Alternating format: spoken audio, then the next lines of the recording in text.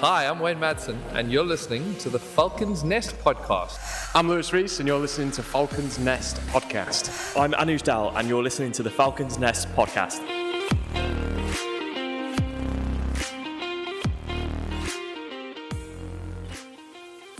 Welcome back to the Falcons Nest podcast. I'm joined by Blair Tickner today. How are you, Blair? Yeah, thanks for having me. I'm good, thank you. How's the injury coming on? Obviously back doing a bit of bowling now and hopefully back on the field very soon. Yeah, back bowling, back into full intensity. So nice having a bowl with the guys today, T20 training. So yeah, good to go now. It's feeling really good. It was a little bit of a 5 centimetre tear, but it was very thin, so it's pretty quick recovery. So ready to go again. Lewis Rees said that to me. He was like, "Yeah, I've got a 6 centimetre tear in my hamstring." I thought it does sound quite a lot, and then he was like, "No, it's only a small one." But yeah, it does sound a lot. Makes it sound more gnarly, but I don't think it's very. So no, it was nice and thin. So no, ready to go again. Excited to be bowling back at batters. Really like that competitiveness. Be interesting to see, obviously, with just the squad only allowing 2 overseas. Your position right now is the third overseas. You've got to kind of oust either Caleb or Mohamed Gazanfar to get back into this team. It is a weird stage. Obviously, I'm also going to be preparing for the red ball game coming up as well. So it gives me something to work on. But I'm always there, available if needed. So yeah, ready to go. Coming back as well, obviously winning the Super Smash, you've got to be in Mickey's ear going, I've won a T20. Yeah. Get me back in the team. Yeah, no, I feel like, to be honest, my T20 bowling last year in the summer, highest wicket taker, and we won the competition. I felt I looked into my game a lot after a few years playing for New Zealand, obviously, and I feel like even last year I improved and it felt like it was coming out really well. So I think I've got different variations now. My Yorker was coming out well, so yeah, I'm always there waiting. I just want to talk about, obviously, you've talked about it quite a bit in the winter, coming back to Derby after Sarah's diagnosis last year. I mean, I can't imagine kind of what the family went through, but then to make the decision to come back, I presume it wasn't an easy one, because flying across the world and leaving the kids at home, kind of that decision there. Yeah, it was obviously hard. We had an interesting time, I guess, when we were here last, and but the club was so supportive, so I felt like I could come over here and do what I wanted to do last year, enjoy my cricket. Obviously with family support at home, it's a long time away from home and it is hard, especially when I'm not playing. So it is tough, but it was a big decision. But hopefully in years to come they can come back over and remake the year that we should have had over here. That's your ambition, then, obviously, you said that Derbyshire is feeling like your home. Is that something that you want to be doing, coming back here year on year? Yeah, I've really enjoyed it. It's obviously a few new faces. Caleb's been a great addition and he's become a good mate of mine now, so I really do enjoy Derby as well, the area, and I've just really enjoyed it, so I can't see myself going anywhere anytime soon. Talking about Caleb, I presume you're living in quite close quarters with him in the accommodation in Derby? Yeah, so he lives in another flat on the same apartment, so it's been good to talk to him, and we've had a lot of time together actually. He can't cook very well, but other than that, he's a good guy.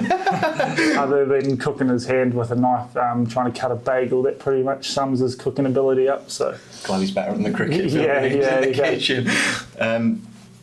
Came into the Central County ground in good form last year. Probably a bit disappointed with your numbers last year, but you've done much better this year. And one of those players that you watch as a spectator, you've always got a smile on your face, seem to be enjoying the moment no matter what, really. Yeah, I felt like last year, obviously, we didn't start very well, and then obviously everything unfolded. It took away from the cricket, so I didn't really have the games that I really wanted to. And then this year, I've obviously come over, and if I'm going to leave the family, I want to enjoy myself and make sure that I'm enjoying my cricket. And we've obviously started well, and I've felt like I've led the bowling attack quite well in the 4 days, that's the reason why I came over. And it's been going quite well. I think it's been overall team performance. It hasn't been one guy at a certain time. It's just the whole team putting together collective performances. So hopefully we can have more of that to come in the middle block as well. I think it was a point raised by you actually. The only 2 wins that we've had this season, you weren't playing in cricket, which is somewhat remarkable from your output, that you've kind of not only your numbers but kind of exerted onto the other players when you've been leading the attack. But to be unbeaten in the format that you've played this year and spearheading the attack, you must be pleased with obviously how that's gone. Yeah, I'm really proud of where the boys have come from. Obviously last season, I feel like at times we just weren't in the right headspace for the 4-day grind and how much effort and work it takes to bowl teams out. 20 wickets is a hard feat, especially when wickets are flat.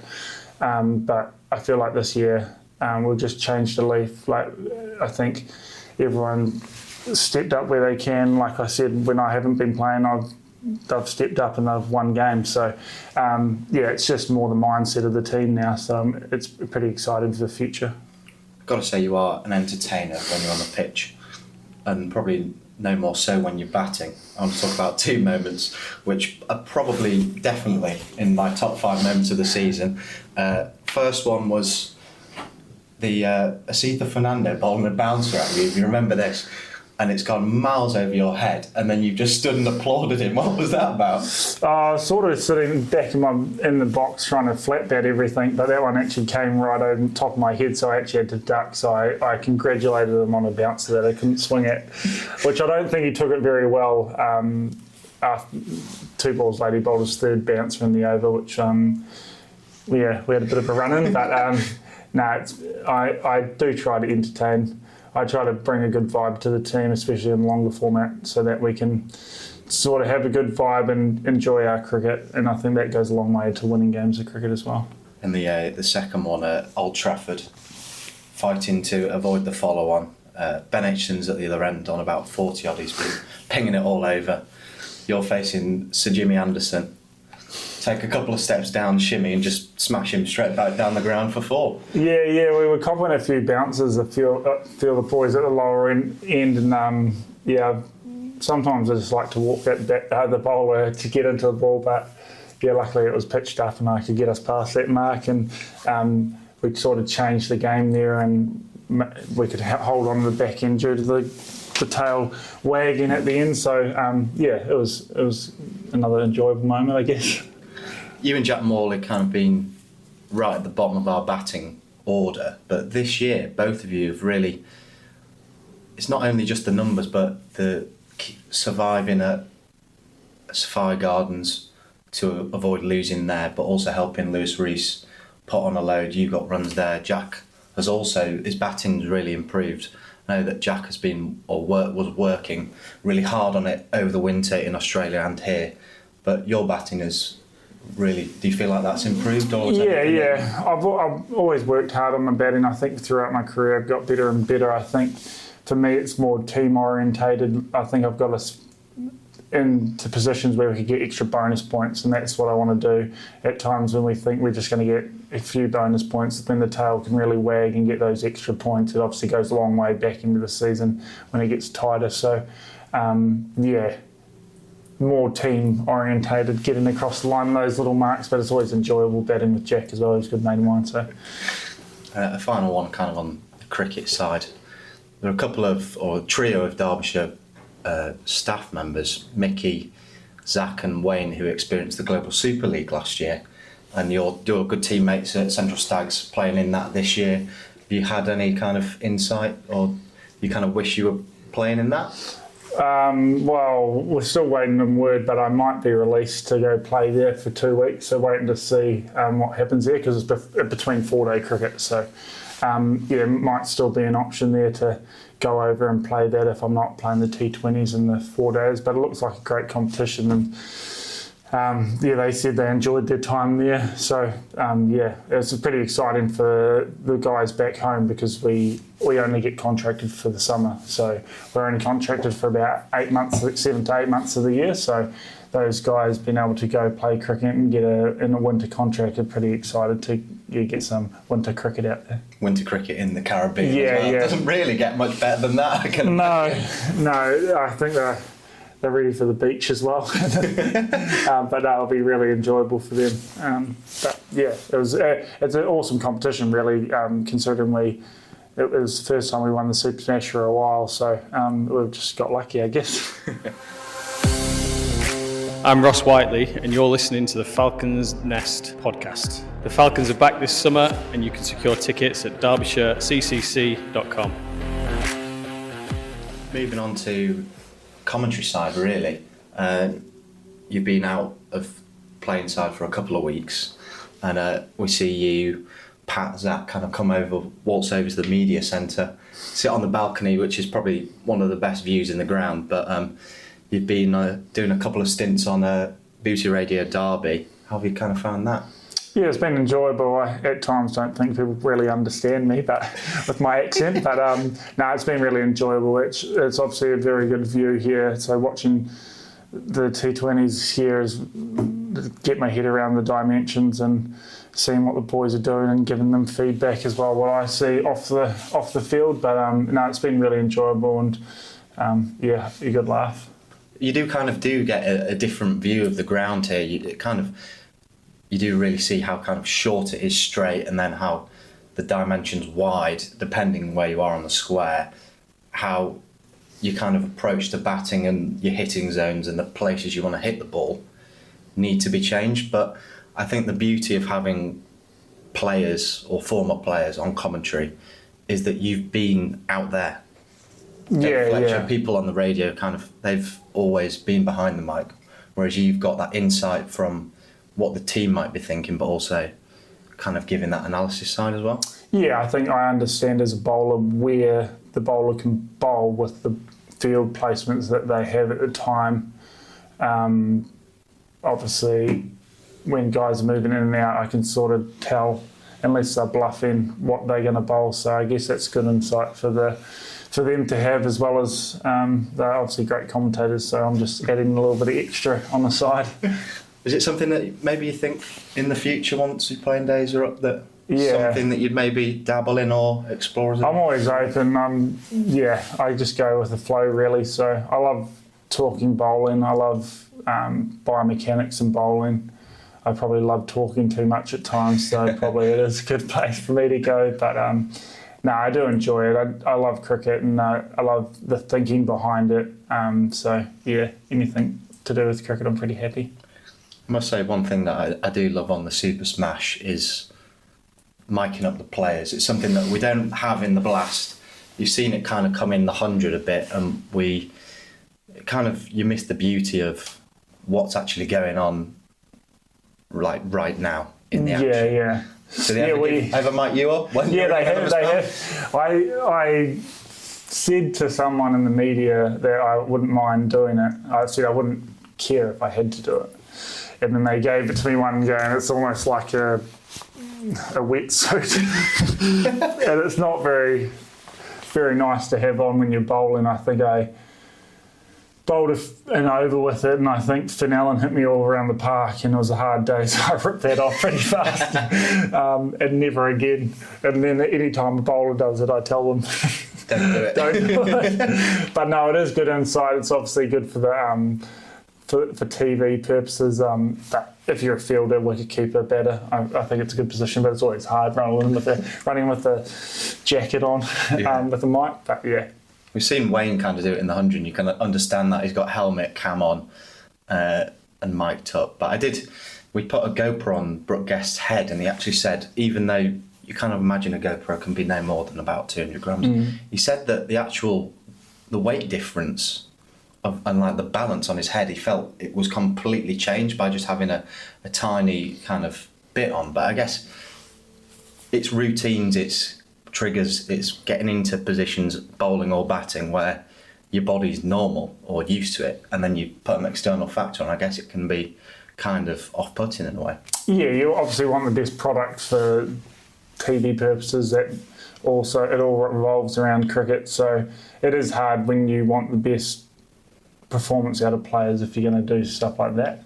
Some guys really don't mind, and some look into it a little bit more. So it's about finding the right player. But in the end of the day, if we don't have a good product, then cricket's going nowhere. So you need to produce a good product with, GoPros on helmets and mic'd up people like players. So it is the way of the future for viewership. In terms of kind of viewership, kind of the domestic structure, you have the live streams in New Zealand, but it seems over in England that kind of the broadcasts in-house for the teams is much more.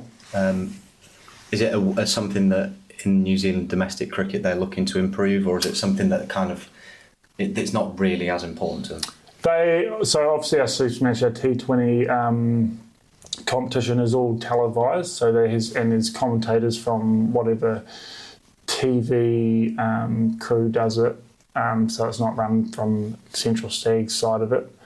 But then when it comes to 4-day cricket and 1-day cricket, they have a YouTube camera, but they're trying to improve few cameras, but I don't think they'll be doing commentary still. So still a little bit further here. It's nice even for family back home when there's a commentator. It just makes it feel a little bit more real and more than one camera where you can see where the ball goes. So I think New Zealand cricket will have more cameras in the near future, but commentators maybe when I retire.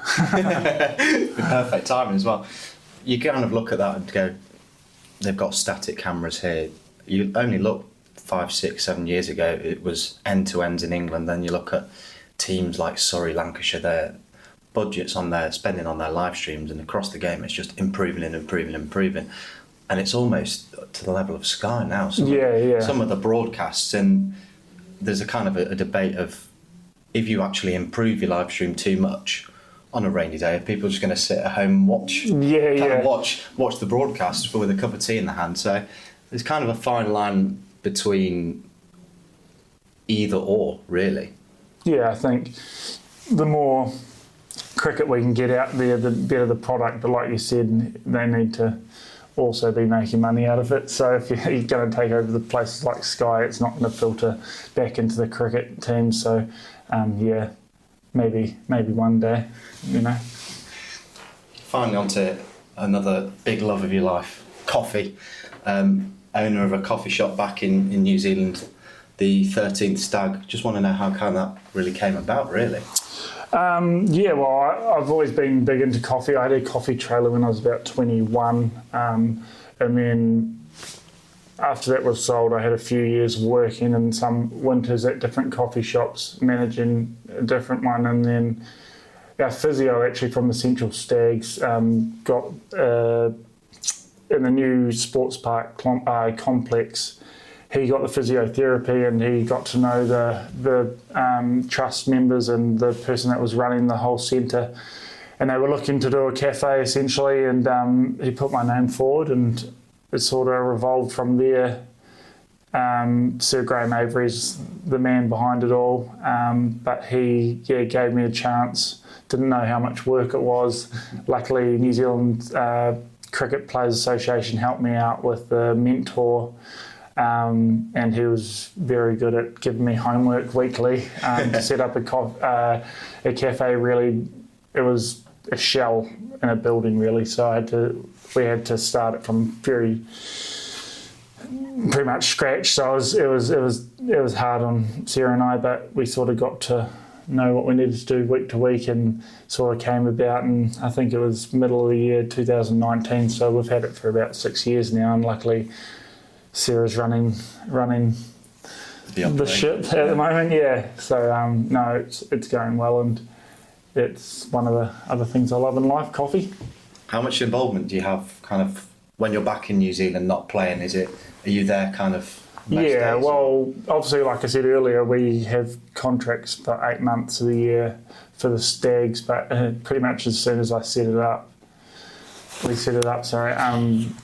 I got a Black Caps contract, which is year round, so it was set up there for me to work in half a year, but then all of a sudden the cricket sort of evolved. So now I pretty much do the boring stuff, the invoicing, and Sarah does the majority, and we've obviously got managers in the workplace that help us out. But yeah, only a few boring jobs for me at the moment. Forced into being the team barista here at Derby, or is yeah, well, we have a an machine job? Yeah, we still have. I have an AeroPress here, which is like a French press that you can travel around with, which we have some decent coffee. Boys get behind that, but they don't know their coffee as well as New Zealanders, I think. Are there any other big coffee lovers in the dressing room? I think everyone loves coffee now. I think English coffee has developed a lot faster. Obviously, New Zealand and Australia, the products there.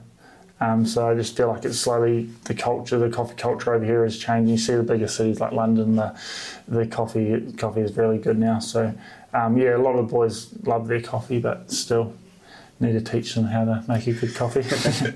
I must say, my coffee knowledge isn't great. I love drinking it, but they all seem the same to me. Talking of London, it literally seems every single street corner's covered in them now. Are there any places in England or in Derby that either you frequent or think top notch? Yeah, we've got a few places we go to. We go to Bear.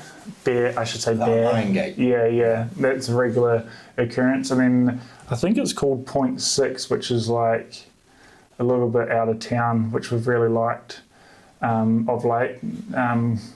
Caleb's really enjoying the coffee there. I think he goes there every morning for breakfast and coffee, so because of his cooking ability. But no, here is a few good coffee spots around, so we've spent a bit of time there. Well, Blair, thank you ever so much for coming on the Falcons Nest, and hopefully chat to you soon. Thanks for having me.